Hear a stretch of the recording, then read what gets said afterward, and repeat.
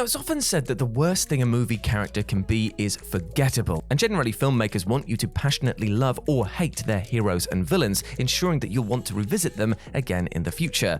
But then there are these characters that are just straight up annoying, and whether by design or by mistake. And that's what we're here to talk about today. As I'm Jules, this is WhatCulture.com, and these are the 10 most annoying movie characters ever. Number 10, Willie Scott, Indiana Jones and the Temple of Doom. Would any list like this be complete without Indiana Jones and the Temple of Doom's love interest Willie Scott? You can at least see what Steven Spielberg and George Lucas were going for here, an odd couple pairing between the charming rogue Indy and the pampered fish-out-of-water Willie. But she couldn't be more the polar opposite of both Indy and his prior love interest Marion. But Willie's one-dimensional damsel in distress shtick gets supremely tiresome in record time. And Kate Capshaw's bleating performance does not help much. Willie rarely goes on for more than a few moments without screaming or shouting, "Indy!" And while we're supposed to slowly warm to her over the course of the adventure, that didn't quite wash for many fans. She's a thin sketch of a character who can't hold a candle to Marion and, worse still, is an actively grating presence for almost the entire adventure. Number 9, Ruby, The Fifth Element. Now, just before we begin this one, I just have to say this, The Fifth Element is one of my favourite films ever. I can watch it at any point of the day, anytime. I do not know why, it is just my go-to film, but still, I will admit that Ruby is pretty annoying, but he's meant to be, alright?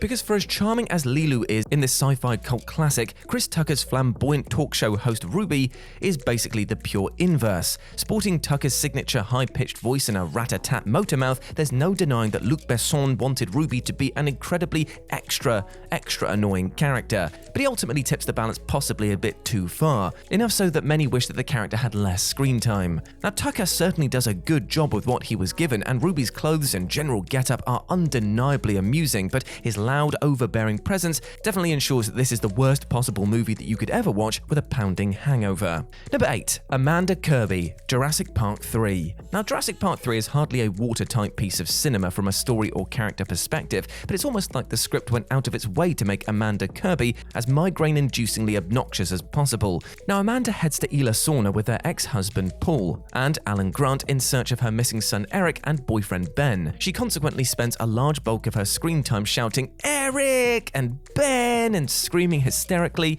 especially once finding Ben's corpse and basically displaying not even the faintest shred of survival instinct. And if you're feeling brave, you can actually go over to YouTube and check out a supercut of all of her most annoying moments. But despite the series' generally ruthless approach to killing off undesirable characters, Amanda regrettably makes it to the end of the movie in one piece. Yet given that Jurassic Park 3 is basically the franchise entry that nobody likes, we were thankfully never blessed with her presence again in any sequels. Number 7, Sheriff J.W. Pepper, James Bond. Now, Live and Let Die is generally a solid first outing for 007's Roger Moore, albeit one sullied by the brief but maddening presence of Sheriff J.W. Pepper, who isn't just a perfunctory obstacle for James Bond, but also happens to be a racist idiot for good measure. Pepper is basically a lazy southern stereotype who speaks every dim-witted thought in his head aloud for our benefit. And while it seemed at first like he was going to be a merciful one-off character, Pepper ultimately returned in the next movie, The Man with the Golden Gun, inexplicably holidaying in Thailand with his wife just as 007 passes through the area and makes his life hell once again. Pepper even gets included in the movie's most iconic stunt, the incredible vehicular corkscrew flip, and in turn actively makes it less enjoyable through his sheer repellent aura. Pepper certainly has his defenders amongst the Bond fandom, but casts a groan-inducing shadow every damn second that he appears on screen. Number 6, Fabienne, Pulp Fiction. Pulp Fiction may be crammed with fascinating and unforgettable characters, but there's one that you might remember for the wrong reasons, and that's Butch's girlfriend Fabienne. Now, Fabienne's lyrical, soft-spoken voice and almost childlike means of interacting with Butch really do not endear her to anyone. She's passive to a fault, and while Butch doesn't speak to her with patience or understanding in the slightest, it's tough not to feel his anger when she forgets to pack his heirloom gold watch. To be completely fair to Fabienne, she's part of a story where almost every other major character is extremely vocal and strong-willed, so by comparison, she can't help but seem like a total wet blanket. She's basically an innocent party in a sea of criminals and degenerates, and Tarantino certainly wrote her to be irritating to a point, even if for some it's just simply too much. At least most of us can probably empathize with her love of blueberry pancakes though, so at least that's something. Number 5, Samuel, the Babadook. The Babadook is one of the greatest horror films of the last decade. You see, the film centers around a widowed single mother, Amelia, who is struggling to raise her 6-year-old son, Samuel, whose behavior becomes increasingly erratic as he believes that the titular monster resides in their home. Now, to be clear, Sam is 100% supposed to be a difficult character. The entire point is that Amelia is worn down by his behavioral issues to the extent that she infamously eventually screams at him, "Why can't you just be normal?" But there's no denying that spending 90 minutes in the presence of a screaming kid is a major ask, no matter how well crafted the movie might otherwise be. And that's no criticism of the young actor Noah Wiseman either, who absolutely understood the assignment and made Samuel as obnoxious as director Jennifer Kent surely intended. Even so, Sam's unrelentingly challenging demeanor makes revisiting the Babadook genuinely less appealing. Number 4. Sam's parents. Transformers. Now, the Transformers movies certainly don't leave audiences wanting for irritating characters, and yet somehow worse than caricature bots, skids and mudflap is Sam's comic relief parents, and I use the term comic relief in such big air quotation marks. Ron and Judy show up periodically throughout the first 3 films to deliver some toe-curlingly awful comedy. In the first Transformers, it was Sam's mother talking about masturbation while he tried to cover up Bumblebee's presence, and in sequel Revenge of the Fallen, we had to suffer through his parents getting inadvertently stoned on pot brownies. It's all the more infuriating given that Kevin Dunn and Julie White are genuinely great actors, so for them to end up playing such agonizingly unlikable and flagrantly unnecessary side characters is hugely frustrating. At least they hopefully got some fat paychecks out of this. The Bayformers films are sadly packed to the gills with awful humour like this, but it doesn't get any worse than Sam's parents being repeatedly shoehorned into them for no good reason. Number 3. Jar Jar Binks, Star Wars Episode 1, The Phantom Menace.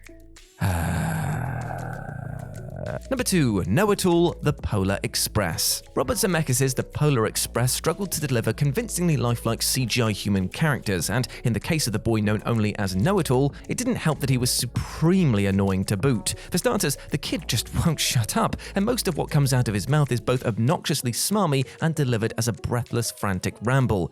It's all made further irritating by the fact that Know-It-All is voiced by a middle-aged man, ensuring his nasal, grating vocal tenor off-puttingly sounds nothing like an actual child. In recent years, as audiences have rediscovered this film on streaming around the holidays, it's become something of a meme to bag on Know-It-All. But it comes from a real place of disdain, a seething desire to see him thrown off the train as soon as he starts bloody speaking. It's simply impossible to picture Zemeckis making this movie and being oblivious to just how patently annoying this character is. And while he's supposed to be to a point, if he literally makes rewatching the film less appealing, then the filmmaker definitely probably took it too far. And number 1, Annie, Dashcam. Now, this deranged found footage horror Dashcam received mixed reviews from critics, primarily due to the utterly exasperating nature of its protagonist. You see, Dashcam's hero, and again, heavy quotation marks, is Annie, a right-wing live streamer who loudly voices every idiotic opinion in her head to her fans, and by extension, to us, the viewers. She spends most of the time complaining about COVID restrictions, homeless people, masks, vaccinations, and basically anything that prevents her from doing whatever she wants. Her reckless behavior regularly exacerbates her increasingly dire predicament after giving a strange woman a lift in her car, and even though she's undeniably put through the ringer, many viewers simply found themselves incapable of rooting for her to survive. While Annie was very clearly meant to be detestable by design, for a lot of people it resulted in their investment in the story's outcome being severely lessened. If the director's goal was to endear Annie to audiences by the end through her sheer gutsy abilities to survive, then many would view that as a failure because she is just bloody annoying.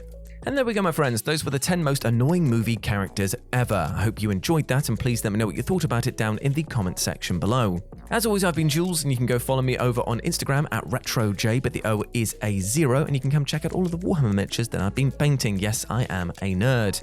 But before I go, I just want to say one thing. Now, sometimes in the day-to-day, we will find ourselves to be more than a little bit annoying. It's annoying to be stuck in our own head or be dealt problems that we can't overcome straight away. It is frustrating, but you know what, my friend? Treat yourself with a bit of love. Treat yourself with a bit of respect because you deserve the best things in life, all right? And there is no shame in asking for help with these problems. You are a massive ledge. You deserve the best, and do not let anything or anyone else tell you otherwise, all right? Big love to you. As always, I've been Jules. You have been awesome. Never forget that, and I'll speak to you soon. Bye.